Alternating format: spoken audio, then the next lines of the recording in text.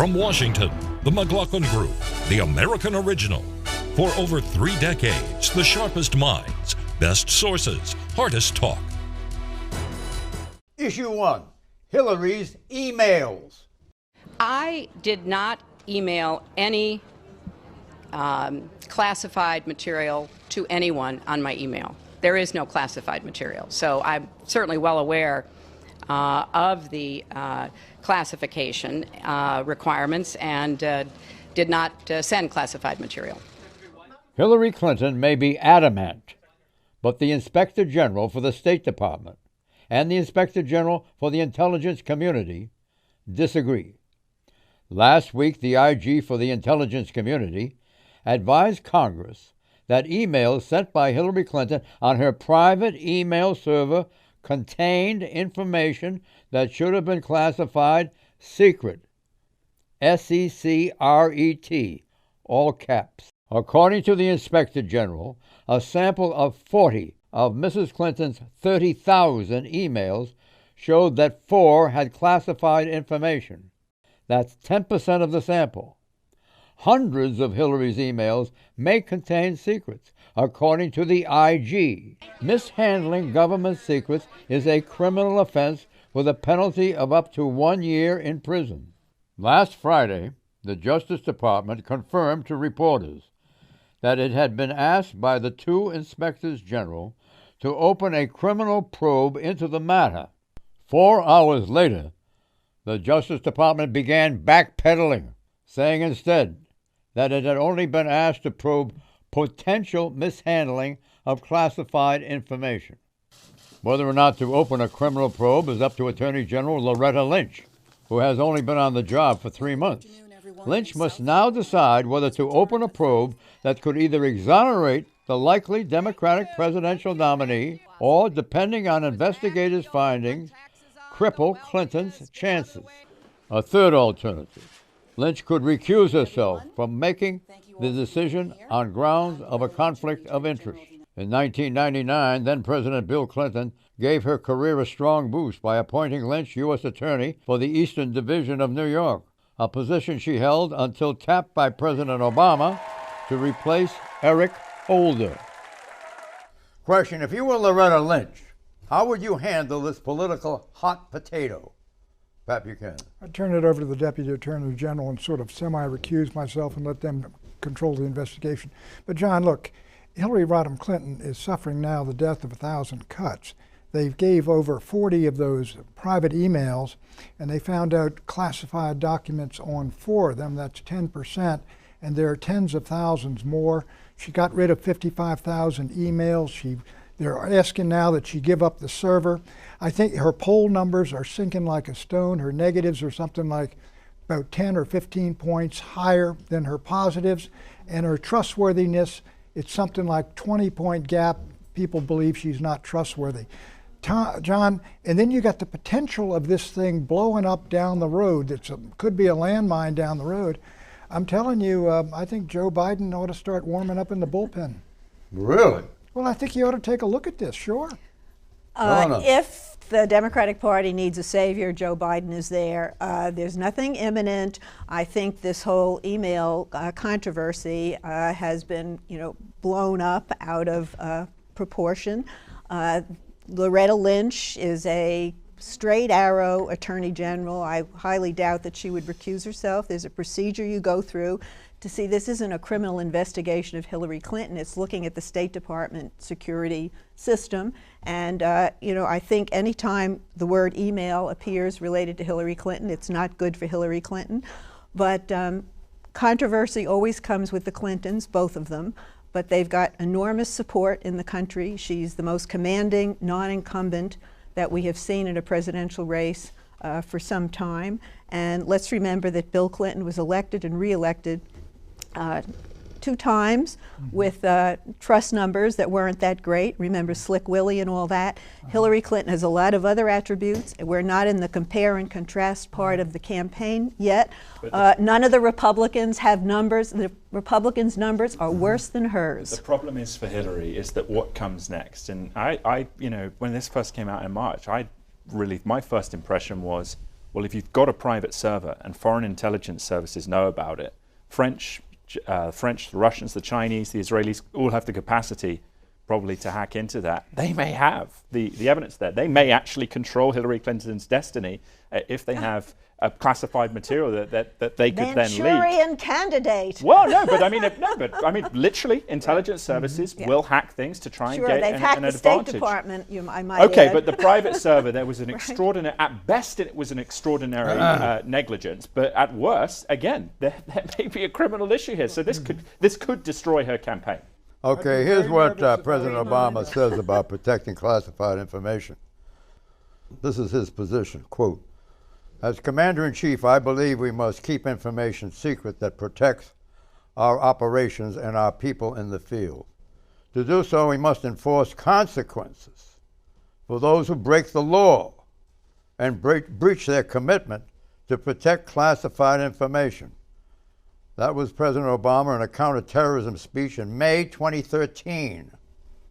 What do you think of where we are now in this discussion? Well, I think in May of that year, that might have been relevant. I don't think it's relevant to what's going on with Hillary. I don't think there was anything like some kind of serious attempt to avoid the secret or the security dimensions of what she had in her on her own equipment.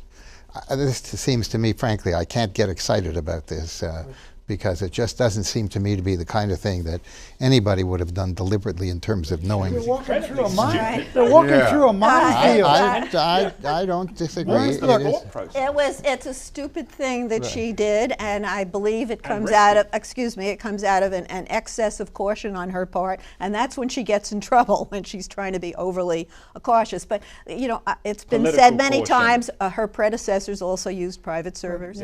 Colin Powell did, I believe. I believe Gates did. There's been no excess of candor on her part, though, has there? But look, she is walking down the road. This is, what, 15 or 16 more months before you get to the election.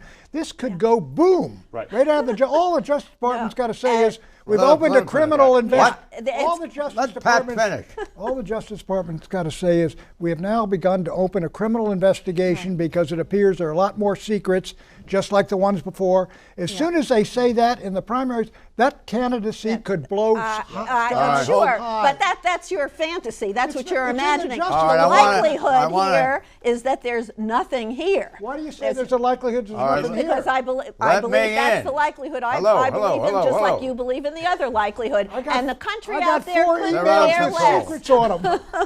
You're out of control. Now wait a minute. I want to hear from you. Yeah, well, I tend to think it's a fantasy to believe that there's not a big issue here for Hillary Clinton. Why did she have a private server? To me, it suggests she had something to hide strongly. I think that's based on, she knew as Secretary of State there would be a lot of intelligence service activity. You have a State Department security procedure to protect you, private server. She wiped the server, which is irreconcilable to the vision of honesty. So she's deliberately skirting the intelligence rules you're saying.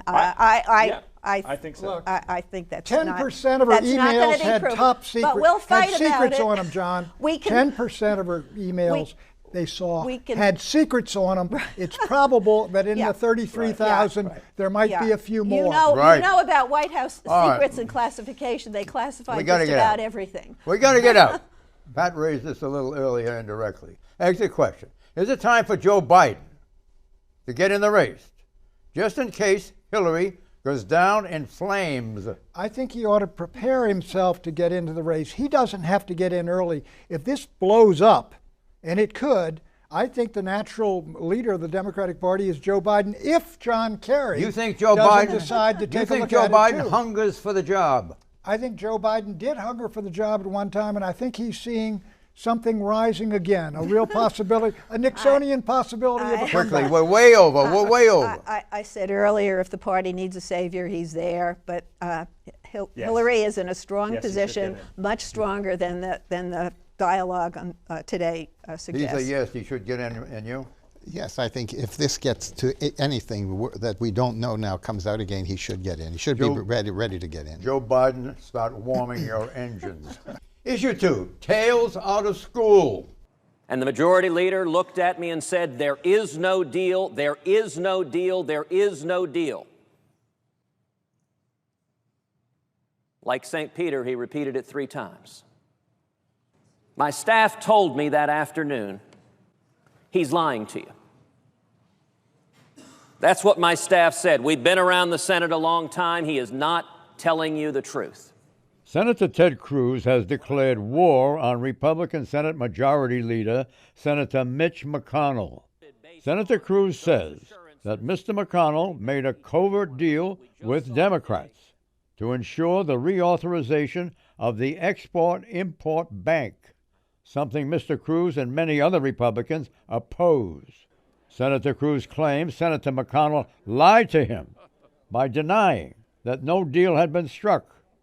While some conservatives have praised Senator Cruz for his words, other Republicans, like the Senate's second highest ranking official, Senator Orrin Hatch, believe Mr. Cruz has impugned the Senate's tradition of respectful debate.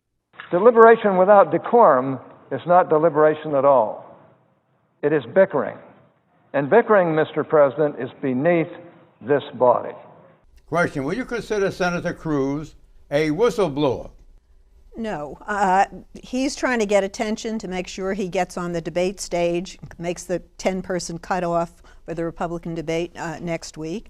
He's also the most disliked member of the Senate, which across party lines tends to be a clubby place. He's talking about a covert deal. It was on the front page of the New York Times as part of the passage of fast-track trade negotiations in order to get the number of votes that Republicans needed to get that through, because they and the president wanted that to pass. They agreed that they would bring up this Export-Import Bank as an amendment to the transportation bill. He's all twisted out of shape because he wants to kill that bank. That's what conservatives, they can't get rid of the cabinet department, so they want to kill this little bank, which basically creates jobs and has helped reduce the deficit.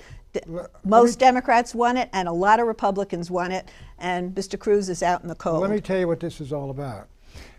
Cruz has elevated himself, and he has damaged himself with anybody in the Senate that still likes him. But this is about the presidential election. Cruz has got out front on this issue, calling the majority leader a liar. He goes out and says Barack Obama is, I guess, the biggest terrorist, an Islamic supporter of Islamic terrorism because of his Iran deal. Mike Huckabee says the Iran deal is going to take the Jewish folks and take them to the door of the oven. All this is about the Republican primaries and getting, Trump has taken over the whole debate. They want to get themselves through because there's a real possibility, for example, that Trump could implode. And if he falls, these guys want to be out there on the edge, working with the base, working frankly in the Jewish community with Sheldon Adelson, who's got tremendous amounts of money. This is all about the whole dynamic of the Republican presidential race. Well, I think that's right. I mean, I think it's more than the fundraisers. They are just trying to demand media attention. But look, Ted Cruz, yes. I mean, all the other Republican senators have openly repudiated his comments. He's deeply unpopular. And so I think he is, ultimately, this is a political game. Yeah. Mark? Yeah, I share your view about Cruz. Somehow or other, there's something about him that is all self-promoting, and he does it, it seems to me, in a way that is inappropriate for the Senate. I mean, I just don't understand why he thinks he has to put it this way. So I don't think he is a heavyweight, as far as I'm concerned. I think he's waiting to see Trump. When Trump slips and falls, they are the logical inheritors. He wants to be the heir apparent. He wants to be the next Donald Trump, saying the most despicable things, really getting the base riled up, and he wants to inherit Trump's But Trump support. has stolen that thunder from him. No way. He can't get it back. He doesn't have 1/10 of Trump's charm. Okay. Right? Are you a Trump man now? Are you kidding? What does that mean? That was a facetious comment. He said he doesn't have 1/10 of Trump's charm. That was a facetious Well, they're both comment. in real estate. Trump has in real estate all over Manhattan. Trump's in real estate all over Manhattan. I'm not disparaging what Mort said. I'm just surprised by it. Yeah, no. I've always liked him, and I've known him for a very long time. I just don't think he is the person who should be the president of the United States. Who should? Oh, now you're asking me, and I'm finished. Is this time for a Trump update? Trump's in Scotland. What else about it? Let me tell you what's happening about Scott. Let me tell you the update. The update is that Donald Trump has vaulted way into the lead for the Republican nomination. He's got twice the support of Jeb Bush, and Marco Rubio is sinking, and Trump's ahead in Florida, he's ahead in New Hampshire, he's ahead in Iowa, and all these states. And the feeling is, wait a minute, perhaps he won't implode. Everybody thinks he's going to explode. Everybody thinks he's going to explode and implode, but let me tell you, if the nomination race started off today, and it's not, 6 months from now, if it started today, he'd win the nomination. Pat, he's getting 20 to 22 or 23%. 26, okay, maybe he can get up to 30. You know, that's still a small portion. In a 17-man field? Well, it's still a relatively small portion. Somebody's going to contest it for it. And boy, if the Republicans want to give him the nomination, I say, bring it on. Whatever Hillary Clinton's numbers are, she will win in a landslide. Trump is not going to win because ultimately, if it comes to it, all the other Republican candidates will gravitate towards one. Trump. All the other candidates will cut. All the other support base will go to one other candidate if it's Trump and someone else. Why? It will be because he cannot win the general election, and because, quite frankly, I think a lot of other conservatives tend to think a lot of the things he says are pretty stupid. Why can't he win the general election? Because of the way that he is, because he's not president. I think he's not presidential he really material. Has a mountain to climb. Oh, I don't know about that. John, he's got a real hill to climb to get the nomination. No doubt about it, because what Tom says, the other candidates will drop out and endorse the establishment candidate. And to win the election, he's got Mount Everest to climb. But I'll tell you, he's further down the road or further up the mountain than I thought he would be. I hope he spends many billions to get as far as he goes. Okay, House of Cards. On Tuesday, Republican Congressman Mark Meadows launched a surprise bid to oust John Boehner as the Speaker of the House of Representatives. Mr. Meadows claims Speaker Boehner has centralized power and failed to advance conservative interests. While the challenge is largely symbolic, Boehner has more than enough votes to hold on to his speakership. It illustrates the bumpy road ahead when Congress returns from its August recess. On the horizon are potentially contentious tax and spending votes on federal highway spending, federal government funding, due to expire October 1st, and raising the $18.1 trillion federal debt ceiling before the Treasury Department's coffers run dry in November. Question, are we in for Capitol Hill fireworks this fall? Eleanor. This will be the fall from hell, but not because Speaker Boehner is in any kind of jeopardy. This Congressman Meadows may have some people behind him, but no, the Speaker is not really vulnerable. But they're going to bump up against the spending cliffs. They're probably going to want to shut down the government over defunding Planned Parenthood. And what this gentleman from North Carolina represents is between 30 and 60 members of the Republican caucus who John Boehner cannot control and who have basically paralyzed the Republican House and paralyzed the Congress in general. Congress has an 8% approval rating. It's really a shame. You could have a shutdown, I think, of the government in the fall over this, the big budget bill and what's been attached to it and appended to it. And it would be utterly unacceptable to the Democrats in the Senate and, of course, to the President of the United States if it ever got to his desk. They've got budget issues. They've got the Iran nuclear executive agreement. That'll be separate. The Iran agreement will be voted on, I think, around mid-September. Right now, it has virtually no Republican support. They've got the federal debt ceiling extension. There may be as many fireworks here this fall as there were in 2013, as Eleanor points out, or somebody did here. During the 16-day government shutdown that October. I think you want to predict that? Well, no, I think it's a pretty good prediction that you could have a train wreck in the fall. I think the reason is, John, you're going to have the elements, the two sides, right? There's the Republican leadership who want to essentially have it clean because they're worried about the party's 2016 ramifications. Then you have the firebrands. Then you have the presidential candidates who want to generate that Republican anger towards their own campaign. So there's a division. I think it will go to a shutdown. All right, we've got to get out. Exit question. How has the 114th Congress done so far this year? Assign a midterm letter grade from A to F. Pat Buchanan. You know, I'll give it it's got some things done. I'll give it a B. I'll give it a D. It got some things done, but left a lot of big ticket items untended. I think it's a B. It's an improvement. Yeah, I'll give it a C. They've gotten a few things done, but not nearly enough. I'll give it close to that. I'll give it a B+. Oh, there you are. My reasoning is as follows. The House and Senate passed the first balanced budget in 6 years, the first major Medicare reform in 20 years, the Keystone XL bill, Obama vetoed it, and number 4, a major education bill, and they're on the way to a highway bill. Not bad. Issue 4, C, slaves.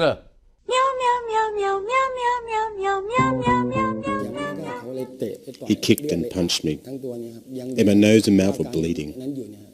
I still have blood clots in my teeth, and my jaw hurts every time I chew. I kept thinking about my family. There were times I was about to jump into the sea to kill myself. My friend held me back. Otherwise, I'd be dead by now. Long unnoticed, sea slavery is slowly attracting new attention. Each year, thousands of men from across Southeast Asia are lured to Thailand by the promise of work and money. Once arrived, they are forced to become slaves on Thai fishing vessels.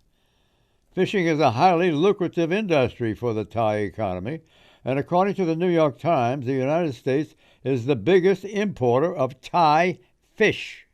Much of these imports are for U.S. cat food products like I.A.M.'s, Meow Mix, and Fancy Feast.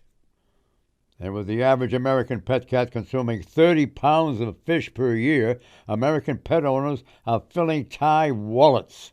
Last year, Thailand earned $190 million from its pet food exports. But the Thai fishing industry has too few workers, and that's where sea slaves come in. Often undocumented, often speaking different languages to their captains, and often held at gunpoint, these men are enslaved without hope of rescue. Question, are major global corporations like Nestle and Mars, Inc. fueling slavery 1 tin of cat food at a time? Pat Buchanan. I don't believe they are, John, and if they now know this information, they ought to deal with the folks that are selling them the fish for the cats.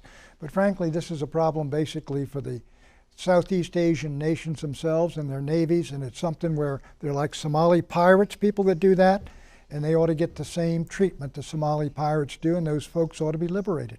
Right. Does this have special interest for you? In view of the fact that you had a cat that you call Cat, a gorgeous white cat, solid white. We didn't feed him fish, he got lobster, John.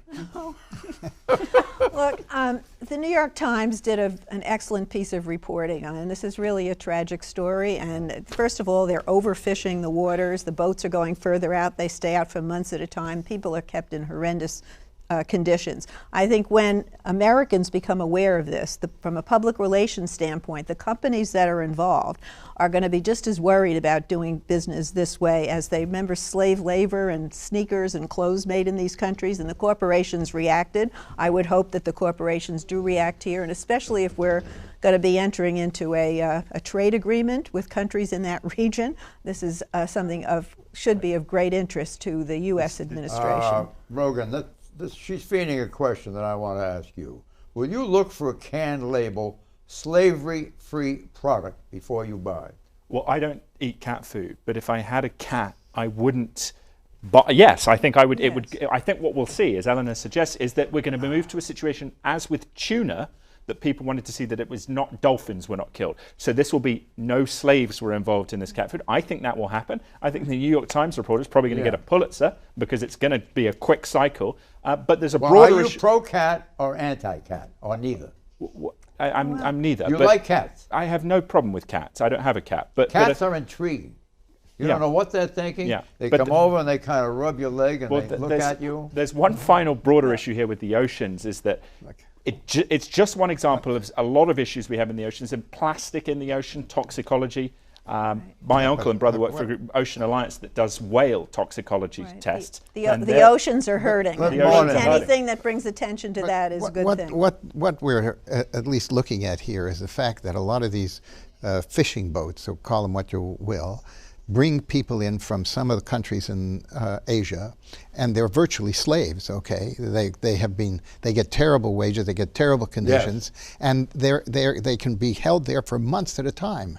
So this is the kind of thing that, in a sense, they use it because they're so inexpensive, and this is something that has to be addressed. You think that the Thai government should be faulted and faulted strenuously? Yes, absolutely. Prediction, Pat. John, issues like abortion and the Planned Parenthood thing and the gay rights thing has caused a number of folks on the paleo right, if you will, to talk about something called a Benedict option, which is basically a secession from the society sort of in general, goes back to the old monasticism of the 13th century. Eleanor. If there's anything good to come out of the knucklehead American dentist who killed the lion, it's that the lid has been blown off of these companies that conduct these big game hunting trips and charge tens of thousands of dollars to rich people to get a trophy on their wall. I hope they come in for some heavy regulation.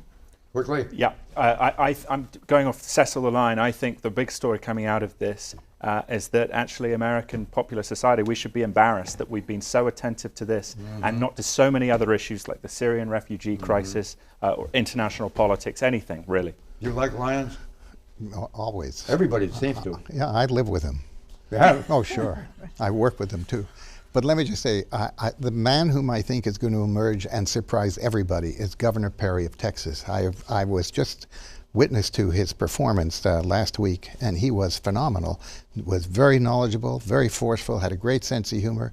He is an underestimated candidate. That's good to hear. I predict the Senate will narrowly pass a bill next week to defund Planned Parenthood and divert the $528 million in taxpayer subsidies it now receives to clinics and hospitals for women's health programs. Enough Democrats will get on board to overcome the 60-vote minimum needed to bring legislation to the floor. Bye-bye.